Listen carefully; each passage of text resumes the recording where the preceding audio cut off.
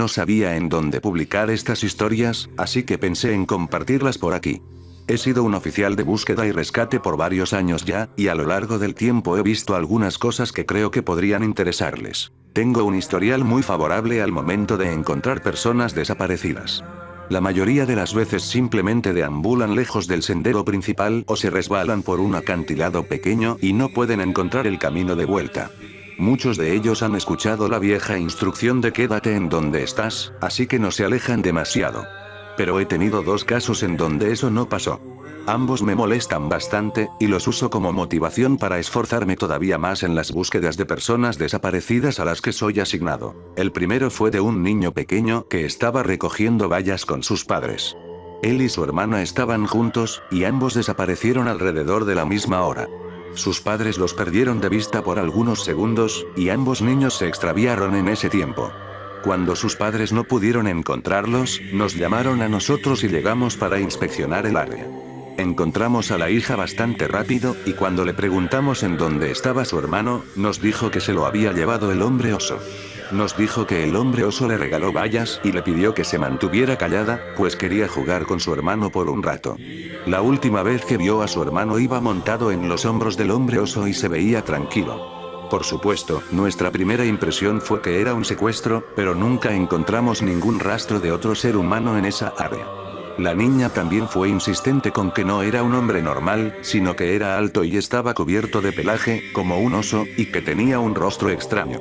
Registramos la zona por semanas. Fue uno de los casos más largos de los que he sido parte, pero nunca encontramos ni un solo rastro del niño. Fui asignado al segundo caso justo después de haber culminado mi entrenamiento, cuando aún era bastante nuevo en todo.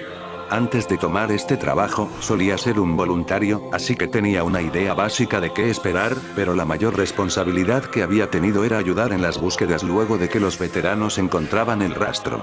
Como oficial de búsqueda y rescate, sales a todo tipo de casos, desde mordidas de animales hasta ataques cardíacos. Como alguien que pasa literalmente todo su tiempo en los bosques, nunca quieres darte la oportunidad de sentirte intimidado por la soledad. Es por eso que, cuando tienes experiencias como estas, simplemente tratas de olvidarlas y seguir adelante. Hasta la fecha, el siguiente caso es el único que me ha hecho reconsiderar seriamente si este trabajo era el indicado para mí. Realmente no me gusta mucho hablar de ello, pero haré mi mejor esfuerzo para recordarlo todo. Si no me equivoco, sucedió justo al final de la primavera. Es la llamada típica de un infante desaparecido. Una niña se ha alejado del campamento de su familia y ha estado perdida por más o menos 2 horas. Sus padres están completamente abatidos, y nos dicen lo que la mayoría de los padres nos dicen. Mi hija nunca se iría a vagar, siempre se queda cerca, nunca ha hecho algo como esto. Les aseguramos que haremos todo lo posible para encontrarla y nos separamos en una formación de búsqueda estándar. Estoy con uno de mis buenos amigos, y mantenemos una conversación casual mientras escalamos. Sé que suena insensible, pero verdaderamente te desensibilizas cuando has estado haciendo esto por suficiente tiempo. Y creo que, hasta cierta medida, te conviene desensibilizarte para poder cumplir con el trabajo. Buscamos por unas buenas 2 horas, yendo mucho más allá de donde creíamos que la niña podría estar. Mi amigo y yo emergemos de un valle pequeño cuando algo nos hace detenernos en unísono. Hubo una sensación como de un avión despresurizándose. Nos congelamos y nos miramos el uno al otro. Mis oídos se destapan y tengo la extraña impresión de haber caído 3 metros. Estoy por preguntarle a mi compañero si él también lo había sentido, pero entonces escucho el ruido más fuerte que he oído en toda mi vida. Es casi como un tren de carga pasando directamente a nuestro lado, pero proviene de toda dirección posible, incluso por encima y por debajo de nosotros. Mi amigo me grita algo que no puedo escuchar por el rugido ensordecedor. Comprensiblemente alterados, miramos a nuestro alrededor tratando de encontrar la fuente del sonido, pero ninguno de los dos logra ver nada. Por supuesto, mi primera teoría es un derrumbe, pero no estamos cerca de ningún precipicio. El sonido sigue y sigue, y ambos estamos tratando de comunicarnos a gritos, pero ni estando a 1 metro de distancia podemos escuchar algo que no sea el ruido. Luego, tan súbito como empezó, se detiene como si alguien hubiese usado un interruptor para cortarlo. Nos quedamos parados por un segundo, perfectamente inmóviles, y los sonidos normales del bosque regresan de poco en poco. Mi amigo me pregunta qué mierda acaba de pasar, pero yo solo me encojo de hombros y me conecto a la radio para preguntar si alguien más acababa de escuchar el fin del puto mundo, pero nadie más lo escuchó, a pesar de que todos estábamos separados a distancia de grito. Mi amigo y yo tratamos de ignorarlo y seguimos caminando. Más o menos una hora más tarde, todos chequeamos por los radios y nadie ha encontrado a la niña. La mayoría de las veces no hacemos búsquedas cuando oscurece, pero como no tenemos ningún tipo de pista, algunos de nosotros decidimos continuar. Nos mantenemos cerca los unos de los otros y estamos llamando a la niña cada par de minutos, pero no vemos ninguna señal de ella ni recibimos respuestas. Alrededor de la medianoche, decidimos dar la vuelta y regresar al punto de encuentro. Hemos recorrido la mitad del camino cuando mi amigo se detiene y brilla la luz de su linterna hacia nuestra derecha, a un grupo de árboles muertos. Le pregunto si ha escuchado a la niña, pero solo me dice que guarde silencio por un segundo. Lo hago, y, en la distancia, puedo escuchar lo que suena como una niña llorando. Ambos llamamos a la niña por su nombre y prestamos atención a cualquier tipo de respuesta, pero solo se oye ese llanto tenue. Caminamos hacia los árboles muertos y los rodeamos, llamando a la niña una y otra vez. A medida que nos acercamos al llanto, empiezo a tener un presentimiento extraño en mis entrañas, y le digo a mi amigo que algo no está bien. Él me dice que siente lo mismo, pero no podemos descifrar qué está mal. Nos detenemos y gritamos el nombre de la niña de nuevo. Y, al mismo tiempo, ambos lo comprendemos. El llanto es un bucle. Es el mismo sollozo abrupto, seguido por un lamento y un hipo leve, repitiéndose una y otra vez. Es exactamente lo mismo cada vez. Sin decir otra palabra, salimos corriendo. Es la única vez que he perdido la compostura de tal forma, pero algo de toda esa situación se sentía increíblemente peligroso y ninguno de los dos queríamos seguir expuestos. Cuando regresamos al punto de encuentro, preguntamos si alguien más había visto o escuchado algo extraño, pero nadie sabía de qué estábamos hablando. En cuanto a la niña, nunca encontramos su rastro. Aún estamos pendientes de ella, como lo estamos de todas las personas que nunca aparecieron, pero francamente dudo que vayamos a encontrar algo.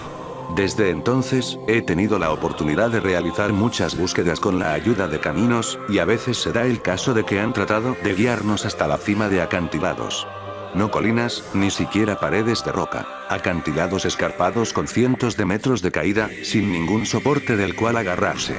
Siempre es desconcertante, y en esos casos usualmente encontramos a la persona a kilómetros de donde los caninos nos guiaron. Un caso particularmente triste que recuerdo involucró la recuperación de un cadáver.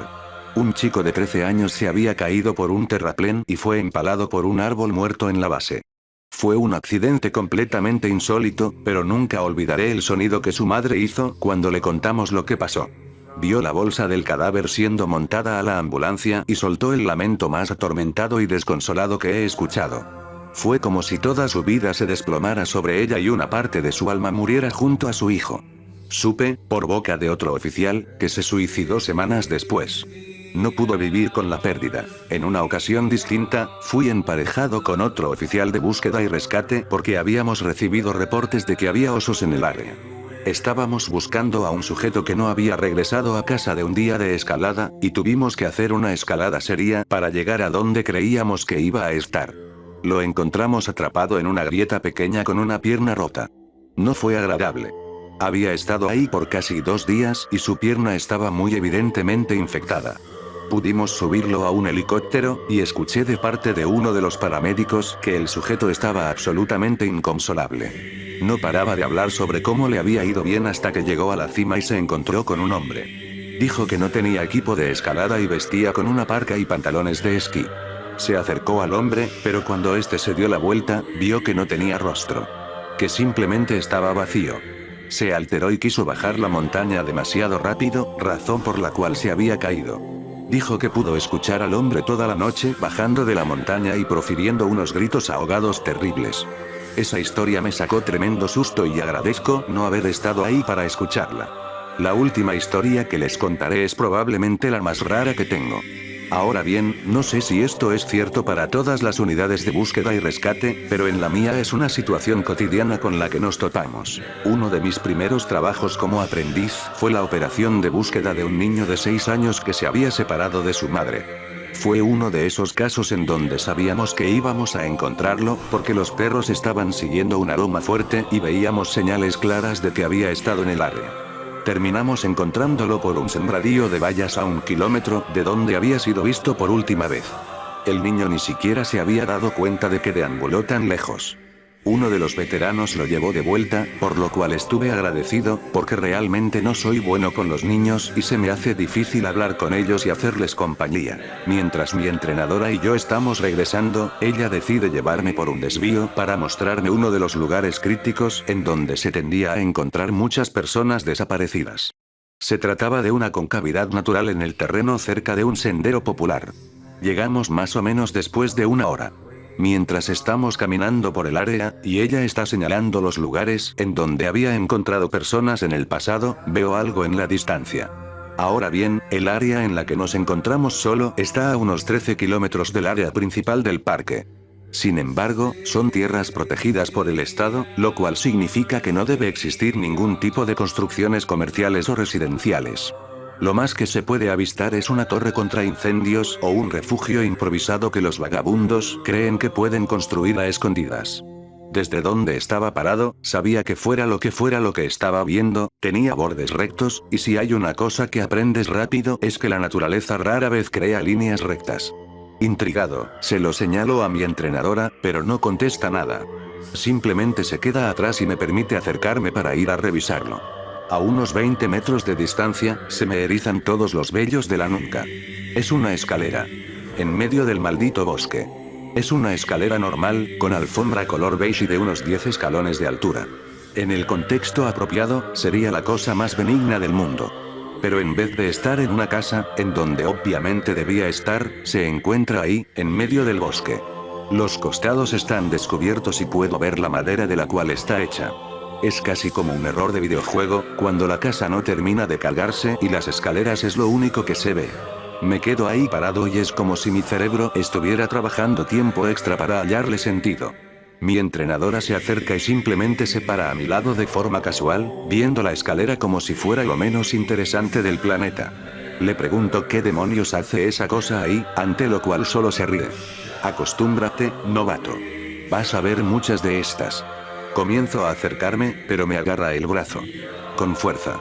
Yo no haría eso, me dice. Su tono de voz es despreocupado, pero su agarre es firme, y me quedo quieto. Las verás todo el tiempo, pero no te acerques a ellas. No las toques, no las subas. Solo ignóralas. Tengo muchas preguntas, pero algo en su mirada me dice que lo mejor es callar. Al final, seguimos avanzando. El tema no volvió a surgir por el resto de mi entrenamiento, pero tuvo razón. En casi cualquier operación en donde realmente nos internamos en la naturaleza, estoy hablando de 40 o 60 kilómetros, encontraremos una escalera en medio del bosque. Actualmente, solo las ignoro cuando me topo con ellas, porque sucede con mucha frecuencia. Aparecen en una variedad de formas, tamaños, estilos y condiciones. Algunas están dilapidadas, hechas ruinas, pero otras están completamente nuevas. No se alzan infinitamente ni más allá de lo que alcanza la vista, pero algunas son más altas que otras. Como mencioné antes, imaginen las escaleras de una casa, como si alguien las hubiese cortado y pegado en medio de la nada. Vi unas que parecían ser de un faro. Eran de metal y en espiral, como de la antigüedad. Las más grandes que he visto parecían ser de una mansión de finales de siglo, y tenían al menos 3 metros de ancho. En ciertas ocasiones he tratado de discutirlas con otros oficiales de búsqueda y rescate, pero incluso cuando saben de qué estás hablando, nunca te dicen mucho.